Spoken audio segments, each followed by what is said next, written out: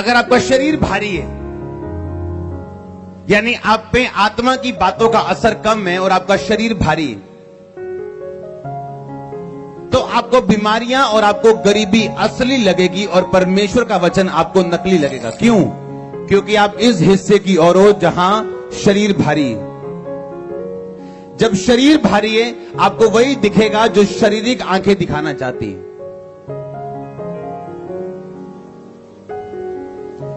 और जब आप इधर हैं, आत्मा की तरफ हैं, जब आत्मा का पलड़ा भारी है, तो आपको वो दिखेगा जो बाइबल कहती है, उसके कोड़े खाने से मैं चंगा।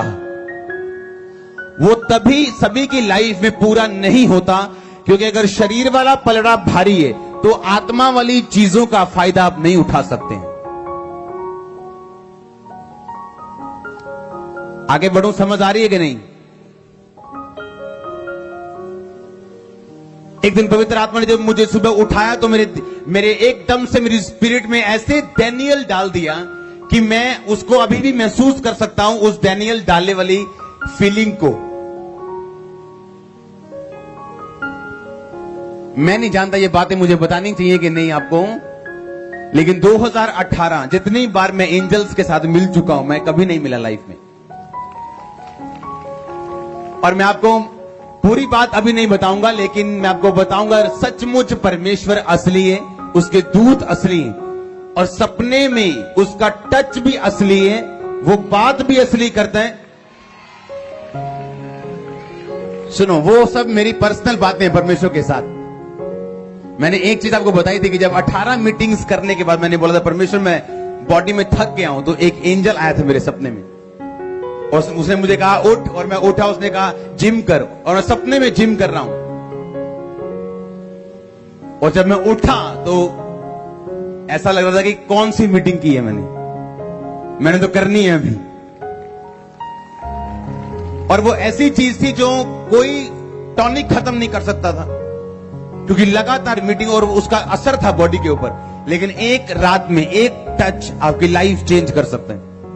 इसलिए पिछले संडे हमने गवाही सुनी थी कि एक बंदा जिसका खाना पानी डॉक्टर ने बंद कर दिया था और वो कितने महीनों से वो लिक्विड ले रहा था, और जब मैं उसके सपने में गया और मैंने उस उंगली डाली उसके गले के अंदर, तब से वो खा रहा है। सुनो, वो मैं नहीं था, वो कौन था?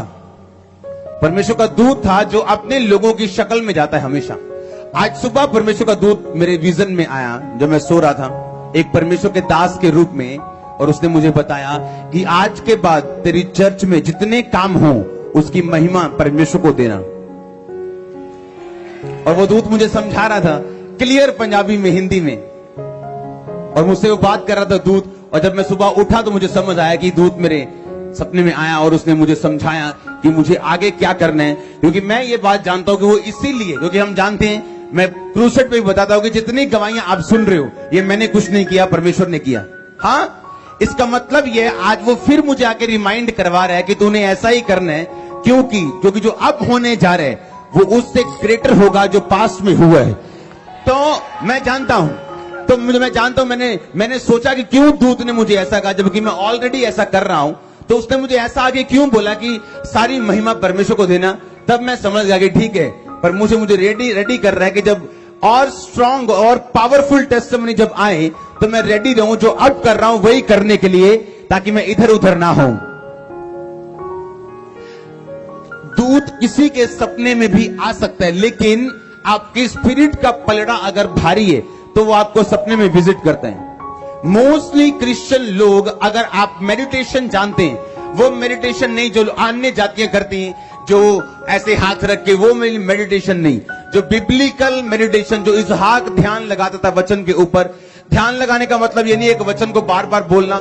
ध्यान लगाने का मतलब, मैं आपको बताता हूं क्यों परमेश्वर ने कहा डैनियल पढ़, और डैनियल का जीवन मुझे दिया। क्योंकि परमेश्वर ये चाहता था कि मैं सुबह, दोपहर, रात को 3 टाइम परमेश्वर के सामने जाऊं रोज। होली स्पिरिट ने इसीलिए मुझे डैनियल पढ़ने के लिए नहीं बोला, उसने मेरे दिल में छाप दिया।